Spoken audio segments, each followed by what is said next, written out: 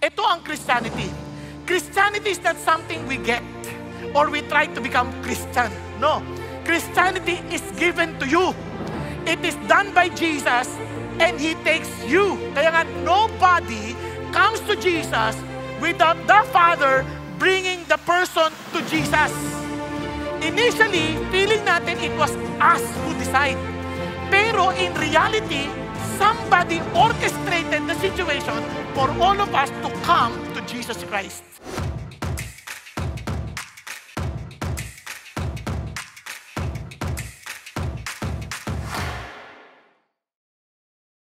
Sa buhay natin, ang sarap po ng may kasama, di ba? Kunyari, pag meron kang problema, meron kang matatakbuhan, pag meron kang pinagdadaanan, merong magpe-pray kasama mo, di ba? Ang sarap ng ganun, ano?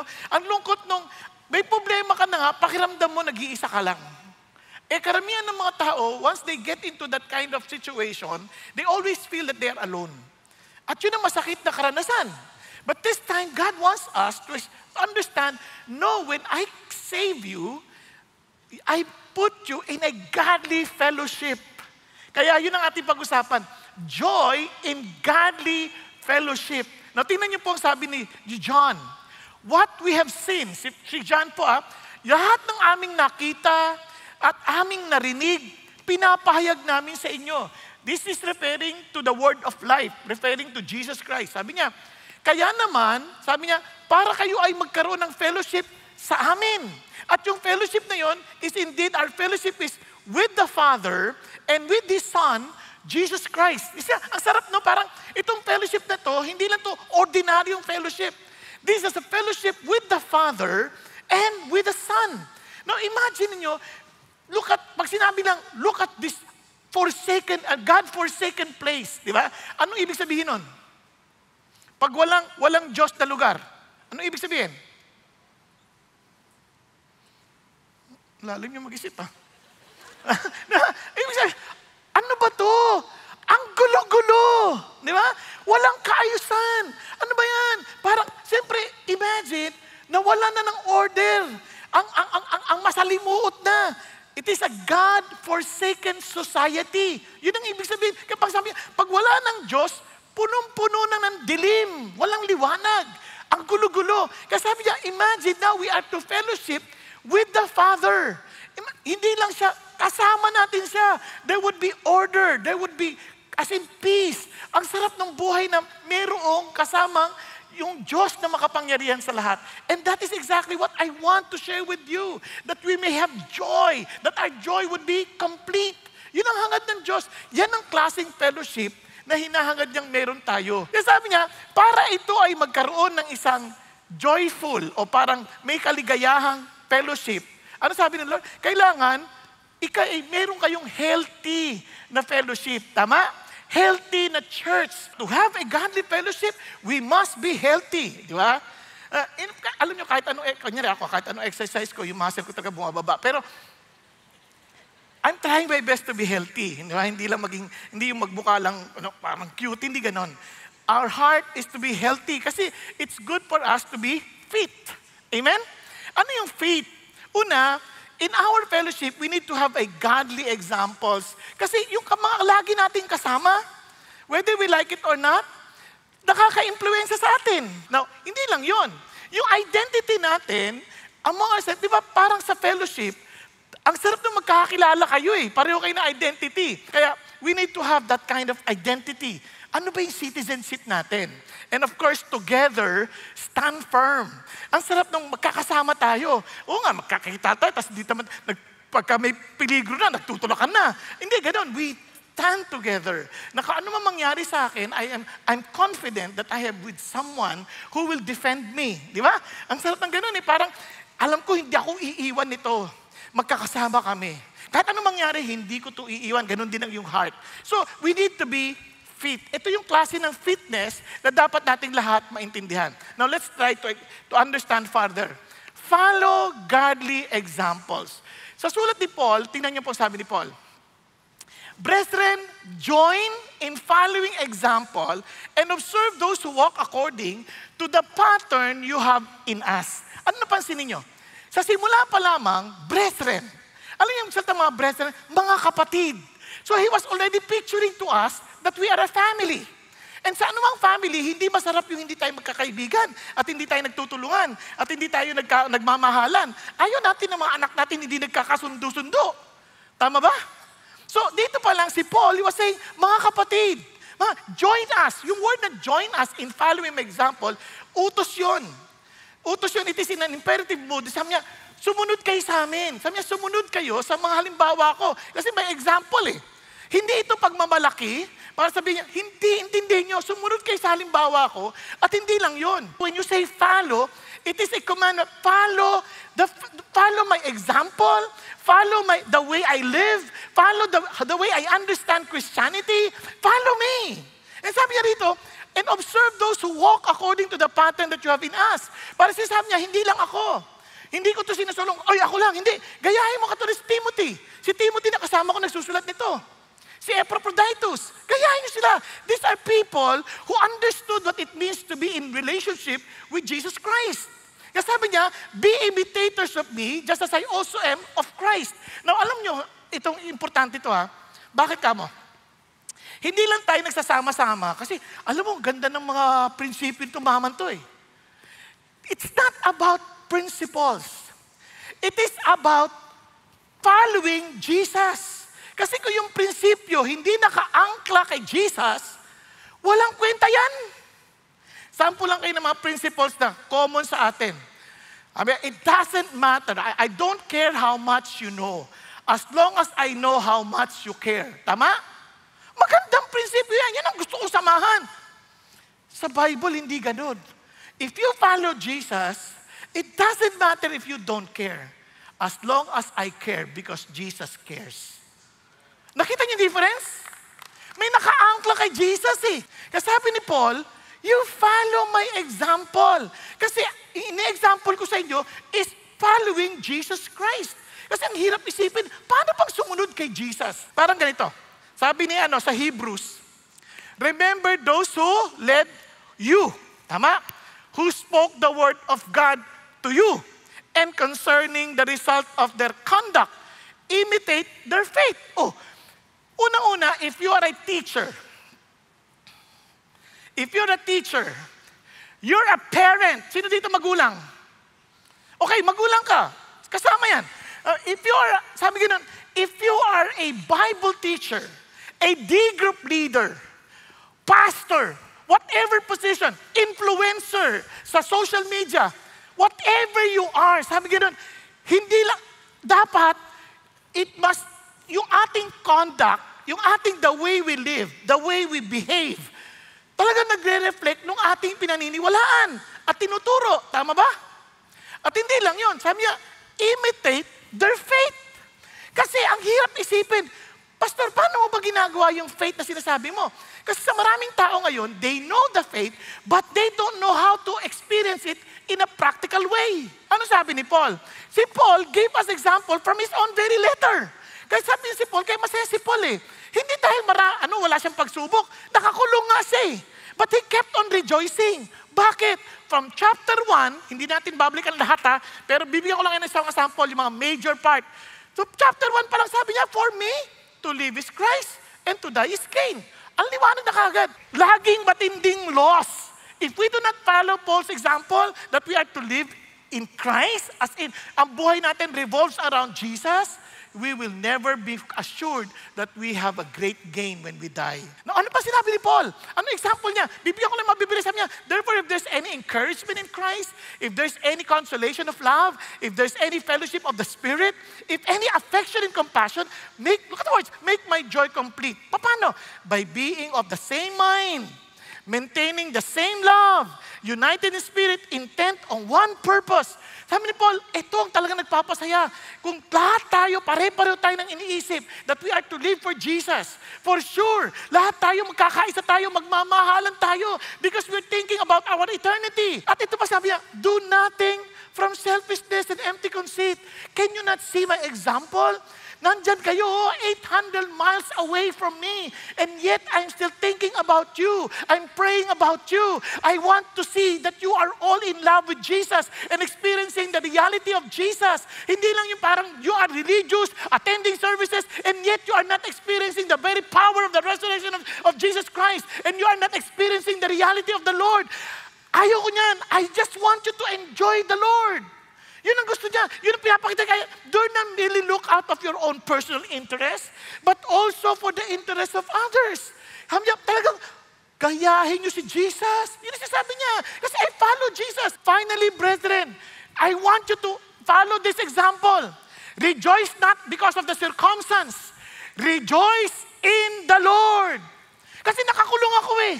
But I keep on rejoicing because I'm rejoicing in the Lord. Wherever I am, kasama ko si God.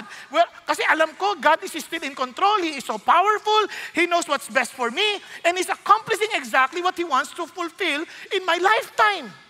Because my God is God indeed. Kaya itong importante ka, sabi niya, kaya mga kapatid, gayahin yung halimbawa ko. Yung sabi ni Paul. Follow my example. I'm rejoicing in the Lord. At I always go back to the basic. Kasi sabi niya, kaya naman, hindi ako nagsasawang paulit-ulit kong sasabihin sa inyo. Sabi ganon. Bakit? Kasi para maingatan ang bawat isa. Look at his heart.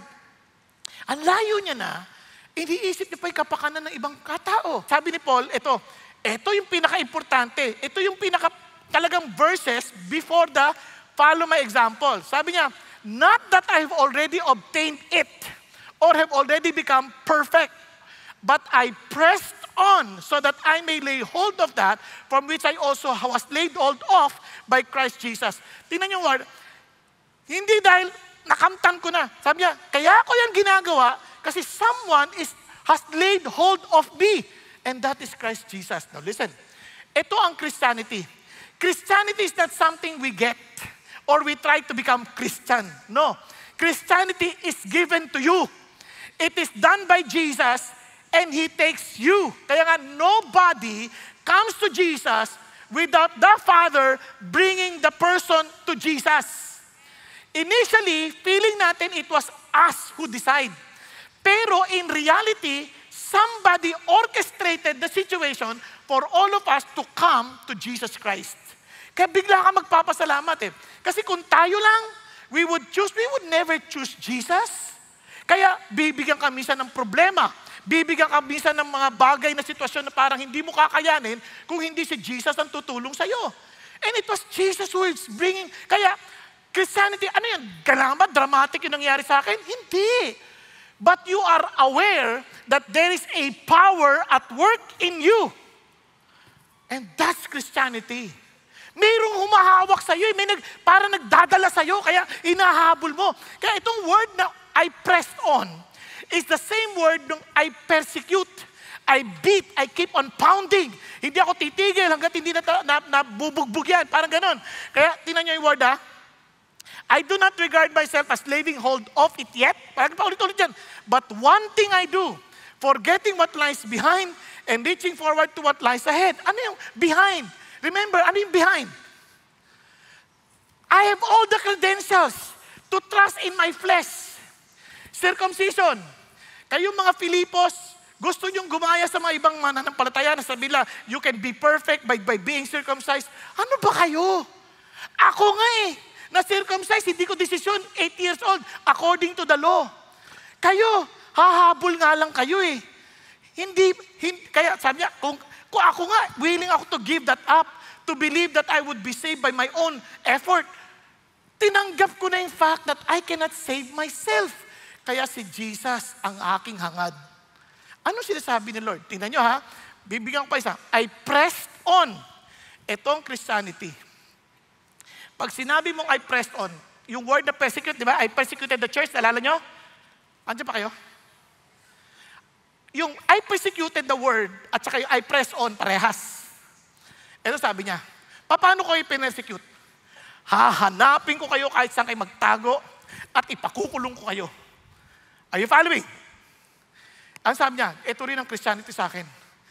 Gagawin ko lahat ng magagawa ko para lalo akong mapalapit kay Jesus, para lalo akong ma-experience si Jesus at talagang lumago ako sa aking relationship kay Jesus. I keep on pressing on. Ito si Paul, gayahin niyo ako. There's so much passion.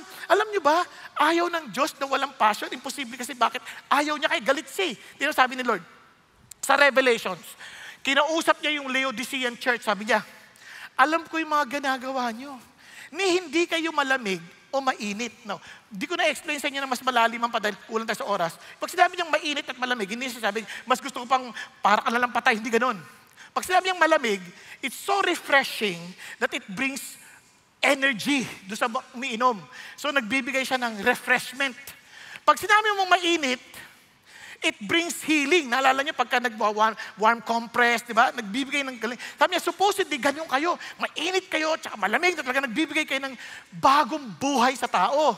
Sabi niya, pero dahil kayo ay lukewarm, ano yung lukewarm? Malahininga.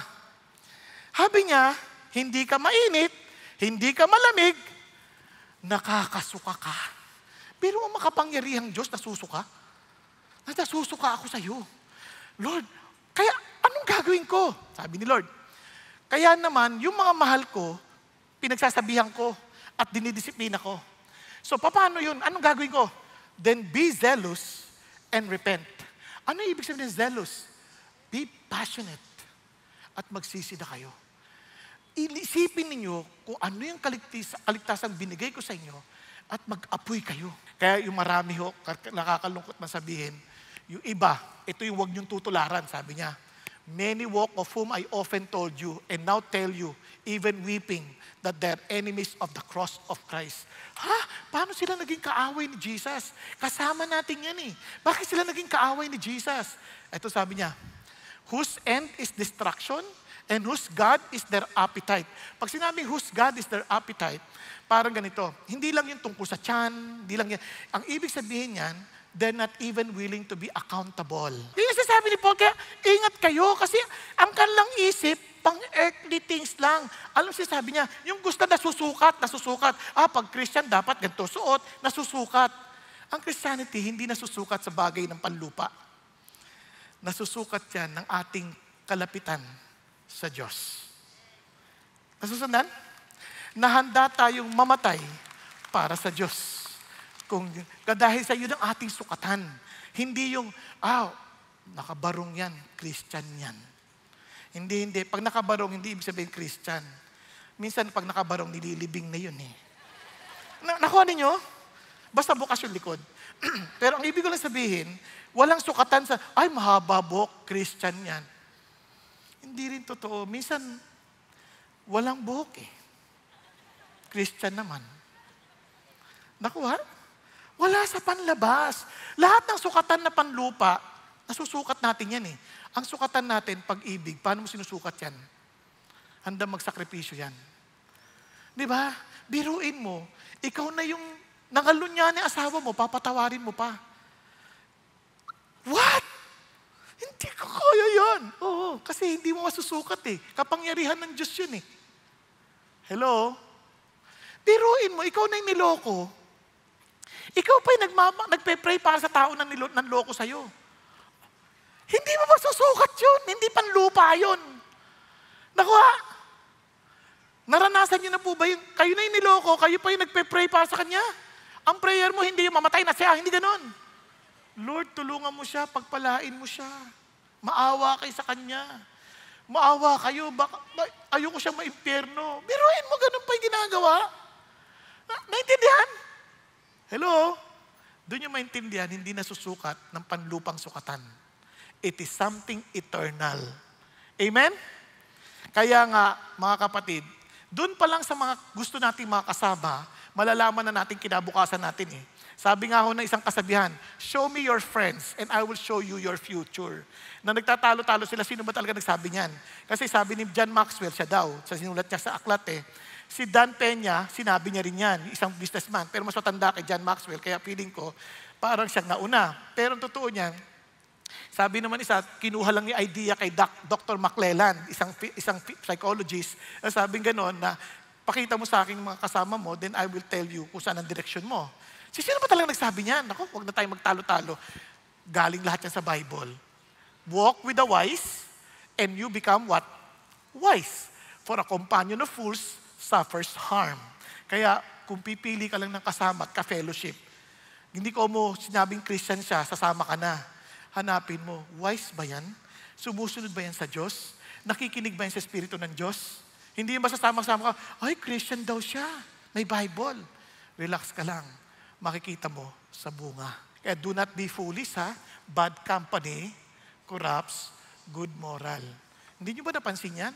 Pagdating ng election, bumabait ang maraming tao. Ay, naku po, Panginoon. Kaya sabi ng Bible, tingnan nyo, I urge you, brothers and sisters, to watch out those who cause divisions and put obstacles in your way. Bakit division? They're not willing to submit. Tama? They're causing division that are contrary to the teachings you have learned. Keep away from them, for such people are not serving our Lord Christ, look at the words, but their own appetites. They are not willing to be accountable. Are you following? Number 2, identity. Know your citizenship. Bakit importante yan? Kasi yung identity natin will also dictate anong klaseng ka-fellowship meron tayo. Now, maintindihan nyo kasi may panlasa eh. Parang ganito, sabi ni Bible, for our citizenship is in heaven. From which also we eagerly wait for a Savior, the Lord Jesus Christ. Tanong nyo, ang citizenship daw natin, hindi tayo Pilipino. We are Christians. Kaya kung meron tayong mga Filipino culture or mga Filipino practices na hindi naman nakaka-glorify ka God, kalimutan mo yan, hindi yan ang ating citizenship. Andiyan pa tayo? Kasi minsan, yung iba, ang kanilang decision making based sa kanilang kultura. Ay hindi, dapat, pag kinasal ka, kung sino maunang maapak. Walang ganon. Ang Christian, kung sinong babae mag-submit, yung lalaki, leader. Nakuha ninyo? Andiyan pa tayo. Yung iba ko ano na sinasabi natin, ay ganito yung kultura namin eh, basta bahala na. Sabi, ay hindi daw kami magbabayad, lalo na pag gabi. Hindi. Magbayad ka lalo kung may utang ka. Yun ang sabi ng Bible. Naku ha, huwag nating baguhin. Kaya, doon pa lang sa identity natin, meron ng kultura. Meron tayong sariling salita. Anong salita natin? The language of love. Amen? Sa ating citizenship, meron tayong isang conduct, Christ-likeness. Sa ating citizenship, meron tayong isang master, the King of Kings, the Lord of Lords. Amen? Yun ang ating sinusunod.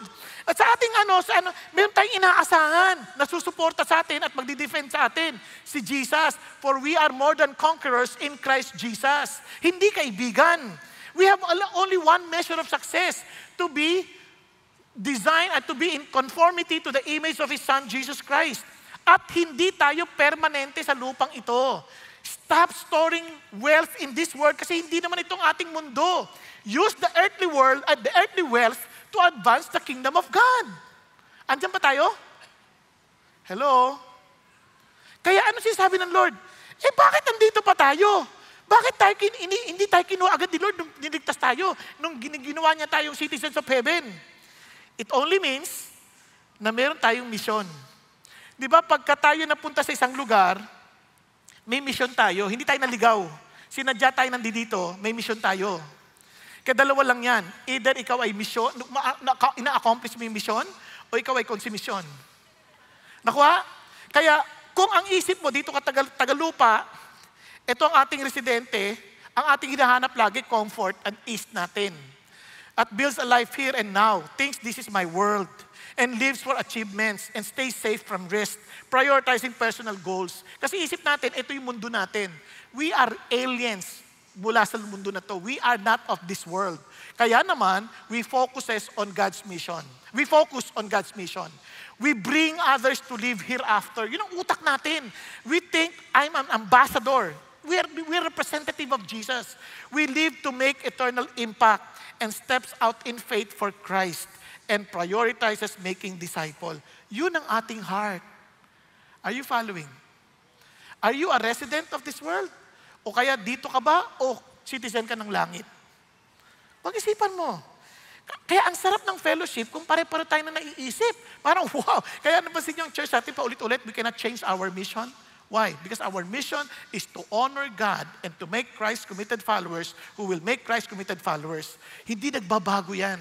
Kasi yun ang sinabi nating commander officer. Sabi niya, go therefore and make disciples of all nations, baptizing them in the name of the Father, of the Son, and of the Holy Spirit, teaching them to observe all that I have commanded you. And behold, I am with you always to the very end of the age. Ano sabi ng Lord? Kaya naman, tayo naman, we are expecting for the coming of Jesus Christ because this is not our world. Kaya tayo excited, Lord, malapit ka na dumating. Lord, we are looking forward to seeing you.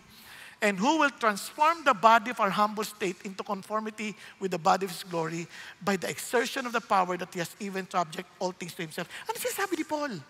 Sabi niya, huwag ka masyadong conscious sa katawan mo. Kasi papaltan ni Lord yan. Yung iba nga, alam niyo bang hindi tayo makagalaw? Hindi tayo, nahihiya ako kasi ang dami kong pimples eh. Paano mag-share ng gospel? Hindi mo naman i-share yung gospel, hindi mo naman i-share yung pimples eh. I-share mo yung gospel. Diba?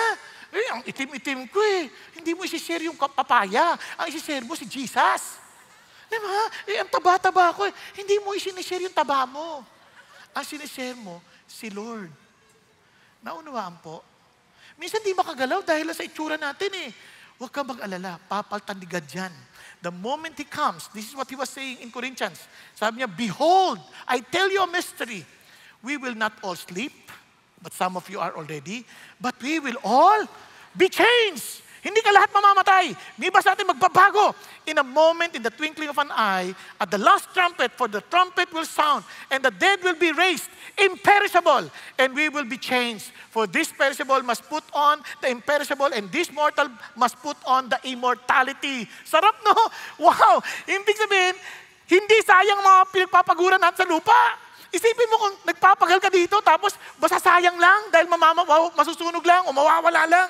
Pero sabi niya, yung ginagawa natin will last forever. Kaya sabi ni Paul, therefore, my beloved brethren, be steadfast, immovable, always abounding in the work of the Lord, knowing that your toil is not in vain in the Lord.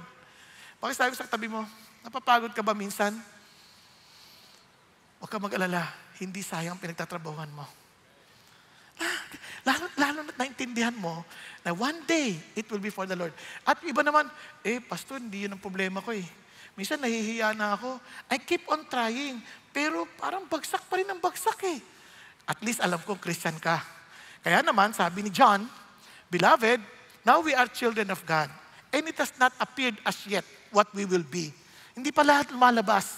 We know that when He appears, we will be like Him because we will see Him just as He is. And everyone who has this hope fixed on Him purifies himself just as He is pure. Hindi ka nananawa kasi isang lang, wow, bago na ako. Praise the Lord. Naku, Lord, nahiya ako kasi yung katawan ko, ang laki talaga eh. Lalong lumaki. Si Jesus ay nakikita. O, di ba? Naku ha, huwag kang mawalang pag-asa dyan. Our God is alive. So, itong sinasabi ng Lord, kaya naman, mga kapatid, huwag kang mag-alala. Nafe-feel mo yung parang frustrated ka na somehow more. Yes, that's real. And you are not alone.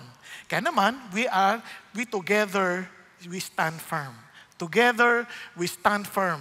Ano sinasabi ng Lord? Tingnan niya, therefore, my beloved brethren, whom I long to see, my joy and crown, in this way, stand firm in the Lord, my beloved. At hindi tayo natapos doon. Sabi niya, I urge Euodia and I urge Syntyche to live in harmony in the Lord. Ha? Bakit kailangan mo pang i-involve ang buong church? Bakit kailangan sulatan mo pa yung buong Pilipay? Dahil lang sa away nitong si Euodia at si Syntyche, ang tatanda na yan. Ayusin nila yung problema nila. No, hindi mo naintindihan. Sa Panginoon, napaka-importante yung harmony natin. Kaya pag may mga nagkakasamaan na magkakapatid dito, huwag kayo papayag na hinahayaan nyo lang. Tandaan nyo, sabi ng Lord, He said to His disciples, it is inevitable that stumbling blocks come, but woe to him through whom they come. Alam niyo ba yung translation yan?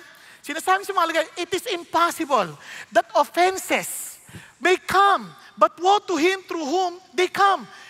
Everybody will be offended by one of us. It's but natural. Alam niyo yung word na, offended?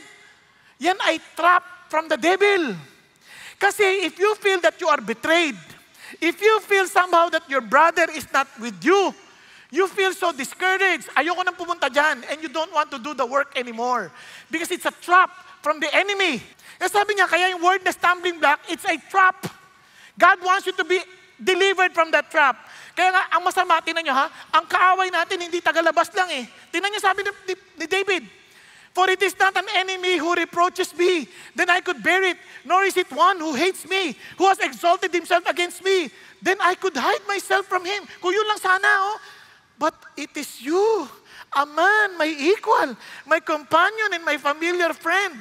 We who had sweet fellowship together, walk in the house of God, in the throng. Okay, if you want to enjoy the godly fellowship, let's work together. And this is the challenge of the Lord. The Lord bondservant must not be quarrelsome. Tignan mo ha, tayo mismo. Be kind to all, able to teach, patient when wronged, with gentleness correcting those who are in opposition. If perhaps God may grant them repentance leading to the knowledge of the truth, and they may come to their senses and escape from the snare of the devil. May trap siya. Having been held captive by him to do Satan's will. Kaya, what a joy to have a godly fellowship. Kaya let there be no division among us. Make every effort to keep the unity of the faith. Kaya yan ang challenge ng Diyos. Now, look at yung word. Naalala niyo yung word nun? Their names are in the book of life. Isipin niyo, ito tayo. Bakit tayo dapat mag-aaway-away? Lahat tayo for eternity. Ang ibig sabihin ng book of life, ito yan. If your name is not in the book of life, death and Hades were thrown into the lake of fire. This is the second death, the lake of fire. And if anyone's name was not found written in the book of life, he was thrown into the lake of fire. Pag wala yung pangalan mo sa book of life, you would be doomed forever. How would I know that I'm in the book of life? How would you know? Sabi ni Jesus, truly I say to you, he who hears my word and believes him who sent me has eternal life. Ibig sabihin, wala nang death. Wala nang second death. Eternal life na eh. Tama?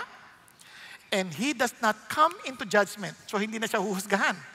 Tama? And but has passed out of death into life. Hindi na siya makakasama sa mga huhusgahan because he passed out from death into life. It's one way of saying, I have written his name into the book of life. Are you following? Yun siya sabi ni Jesus, for God so loved the world that He gave His only Son, that whoever believes in Him shall no longer perish, but have everlasting life. I put your name in the book of life. Now, isipin nyo, if that person next to you, his name is in the book of life, and your name is in the book of life, bakit mo siya papatayin? Ba't mo siya aawayin? Magkakasama kayo sa eternity. Di ba? Alam ka naman pag sinabi, hey! Ba't nandito ka? Bakit nandito ka? Hindi naman lang ganun. Kasi wala naman tayong pagmamalaki. We are all saved by the grace of God. Tama? Wala tayong sabihin, mabait ako kaya ako naligtas ng Diyos. Hindi. We are all saved by the grace of God. We found no confidence in our own flesh, but only in Jesus Christ who died on the cross for our sin and lived forever because He rose again from the dead. Tayo pong lahat ay yumuko at pumikit sandali. Habang tayo po'y nakapikit at nakayuko, tiyak ka ba ng pangalan mo ay nasa book of life? Kapatid, alam mo bang mga taong walang buhay na walang gan? They don't care about others. They just care about how they are to survive in this earth, in this world. Kasi wala silang eternity in mind. Kaya kapatid, tanungin natin ang ating sarili. Sino ba talagang hinahabol natin? Si Jesus? Can we also follow the example of Paul by saying to live is Christ, to die is gain? Can we also follow the example of Paul? I pressed on to lay hold of which I was laid hold of in Christ Jesus. Talaga bang gagawin ko yun hanggat buong lakas ko, buong energy ko? Dahil niligtas ako ni Jesus. Kapatid, naiintindihan mo ba ito? Kung sa buhay mo wala kang ganong apoy and you just keep your faith in yourself, hindi mo na nag-uumapaw sa iyong puso, then perhaps hindi mo talaga naintindihan yung power at work in you. And God is giving you this opportunity The mere fact na mahal ka ng Diyos, He brought you here for you to know and for you to make a decision. Will you follow Jesus? No turning back. Though none go with you, you will follow Jesus. Thank you, Lord. Hallelujah. Kapatid ko, ikaw yun. Will you please raise your hand in all humility? Say mo, Lord, I want to follow you. Lord, I want to press on. I want to follow the example of Paul. I want to be part of the citizenship of heaven. And Lord, I want to stand together with the brethren, with the followers of Jesus. Yes, yes, huwag ka mahiya. Taas mo kamay mo. Thank you, Jesus. Hallelujah. Yes. Hallelujah. Nasa balcony po. Maging sa upper balcony. Yes. Hallelujah. And for those who raised their hands, sabi mo, Lord Jesus, I submit myself to you. I want to follow you as Paul followed you. I want to press on. And Lord, thank you for making me part of for the citizenship of heaven. Thank you. Thank you, Lord, for my new identity. And thank you, Lord Jesus, that I can stand together with the brethren, Lord God, to advance your kingdom, that we will go wherever you bring us, oh God. Thank you, Jesus. Lord, I pray to empower my brothers and sisters, oh God, who raised their hands, oh Lord, and accomplish, Father, in heaven, the calling that you have for all of us. At gayon din, Panginoon, I pray for every family we represent. Allow us not to be religious. Allow us, Father God, to experience the real power of eternity, the power of Jesus, and the power of your Holy Spirit, that, Lord, working in us, Father in heaven, to run after Jesus, to be intimate with Jesus, to be loving because of Jesus. Hallelujah. Lord, I pray, Lord, to bless every family we represent with your presence, and Father God, with your loving embrace. In Jesus' name we pray. Amen, amen, and amen. God bless you.